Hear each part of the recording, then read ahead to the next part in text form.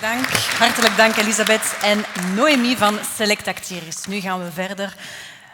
Gilles, Oui. tu es prêt pour la suite? Yes, yes. Alors, je vais vous demander de faire du bruit pour monsieur Raphaël Test. On l'applaudit, s'il vous plaît. Bonsoir.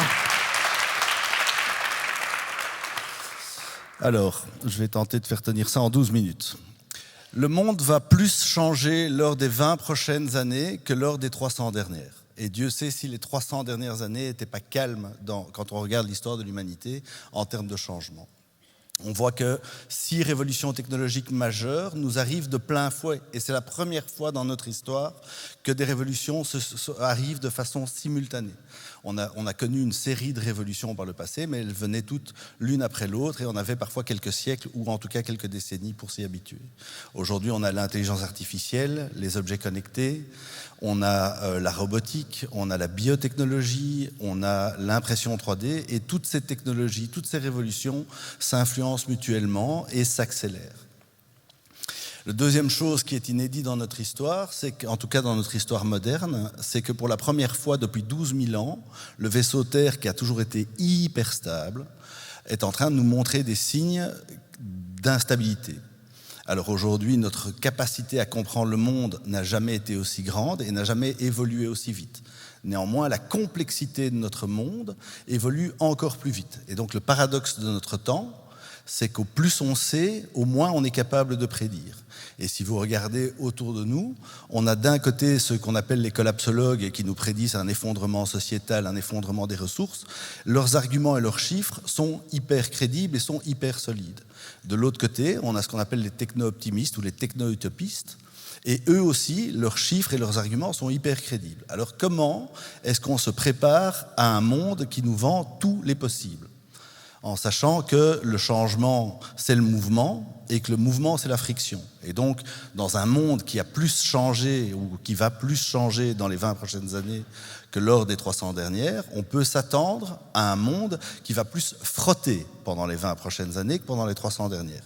Et cette friction, on la sent déjà dans le monde professionnel, dans la façon dont nos institutions se créent, dans notre quotidien qui est de plus en plus difficile à gérer, et même dans notre tête et ce sentiment d'être en permanence débordé, saturé. Parfois, on a l'impression que nos pensées ne nous appartiennent même plus.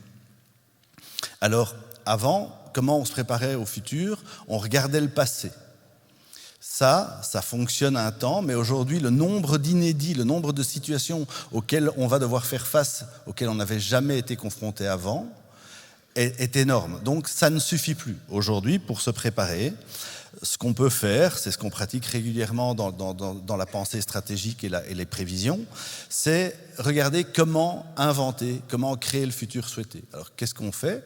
On regarde d'abord comment les choses fonctionnent aujourd'hui et qu'est-ce qui se passerait si tous ces vents qui poussent notre monde dans une certaine direction continuent. Et on a ce qu'on appelle le futur probable, le futur le plus simple et le plus évident. Ensuite, on commence à essayer d'intégrer des paramètres un peu plus complexes pour comprendre qu'est-ce qui donnerait un scénario, qu'est-ce qui donnerait un autre scénario. Et quand on a trouvé le futur auquel on a envie, on revient en arrière pour comprendre quelles sont les actions nécessaires pour créer ce futur. Alors aujourd'hui, on le sait, notre système a besoin d'être réinventé et si on continue comme ça, on ne va pas aller dans le futur souhaité.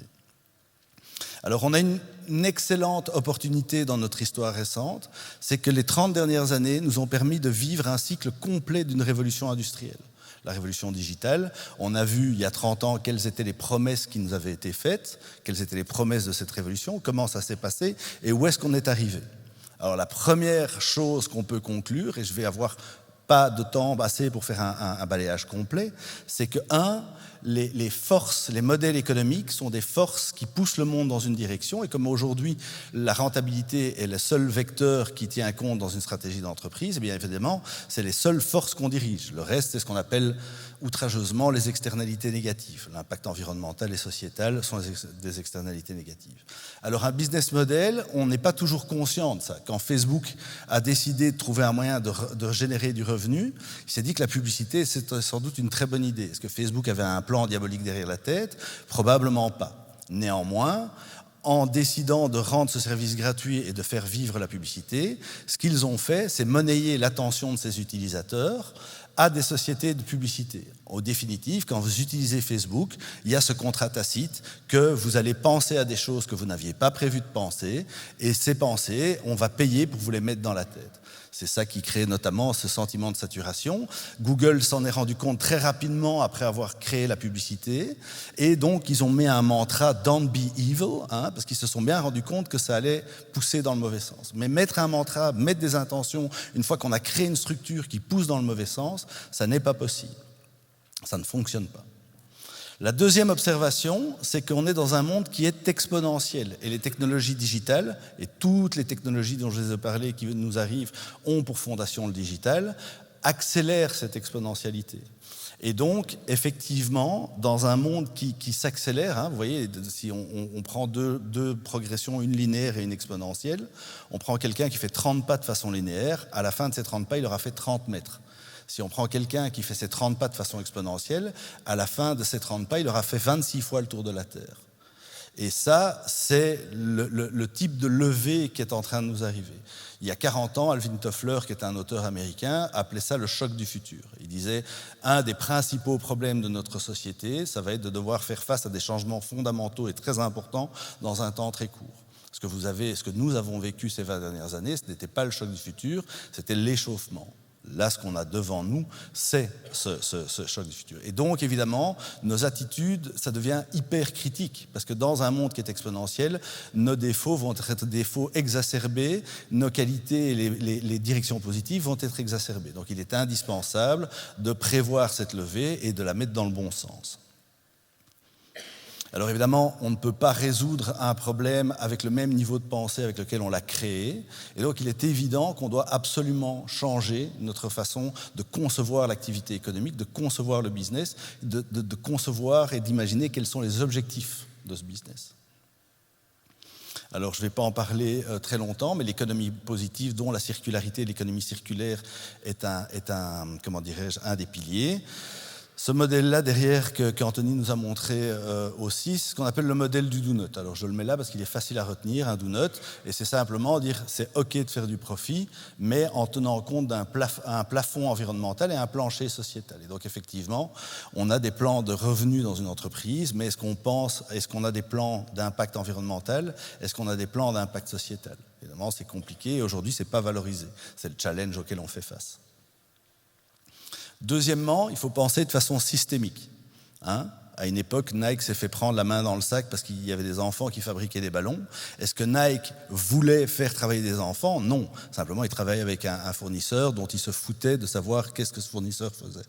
Aujourd'hui, on est responsable des clients qu'on choisit, on est responsable des fournisseurs qu'on choisit, on doit penser le système dans son entièreté, sinon il y a le nombre d'exemples de gens avec d'excellentes intentions qui créent des effets toxiques et négatifs sont énormes. Et donc il est vraiment important de penser tous ensemble. Je pense qu'aujourd'hui, l'humain est un composant de quelque chose de bien plus grand qui est nous tous, qui est l'humanité. Et enfin, je pense que c'est fondamental, et ça c'est vraiment, je pense que dans Star Wars, les Jedi, en fait, ils ne nous le disent pas, mais la force, c'est ça, c'est l'amour et la bienveillance. Alors c'est un peu bateau de parler d'amour et de bienveillance, mais je pense que vraiment c'est fondamental. Et d'ailleurs, Google a effectué il y a 2 ans une étude pour savoir qu'est-ce qui définissait et qui caractérisait les équipes les plus performantes au monde. Eh bien, vous savez quoi? C'est la bienveillance. Travailler dans un cadre bienveillant, c'est magique. Ça permet vraiment de tirer le meilleur des gens et d'aller à fond de leur potentiel. Alors évidemment, je vais conclure par ce bon vieux oncle Ben dans Spider-Man. Un grand pouvoir implique de grandes responsabilités. Et aujourd'hui, effectivement, on a tous le pouvoir, avec la technologie et les ressources à notre disposition, on a tous le pouvoir de faire de grandes choses. Il y a un Afghan à Kaboul qui a eu l'idée de prendre un drone, un détecteur de métal, un GPS et une petite balle de tennis métallique. Et avec ça, il fait la promesse de résoudre le problème des mines antipersonnelles dans le monde en 10 ans. En faisant ça 20 fois plus vite et 200 fois moins cher que les autres. C'est un gars tout seul. Et ça, c'est le pouvoir du monde dans lequel on vit. Et donc, forcément, avec un pouvoir de cette ampleur-là, on a la responsabilité de taper dans la bonne direction. Voilà, je vous remercie. Merci. Bravo. Bravo, merci beaucoup. Merci. On peut encore l'applaudir, mesdames et messieurs. Tu es prêt pour la suite, Gilles? Avant de faire un tonnerre d'applaudissements pour Marc, j'aimerais savoir combien parmi vous aimeraient avoir plus de bienveillance dans leur quotidien. Ok, merci, on est sur la bonne voie, alors génial. Merci Raph. Alors, il est grand, il est beau.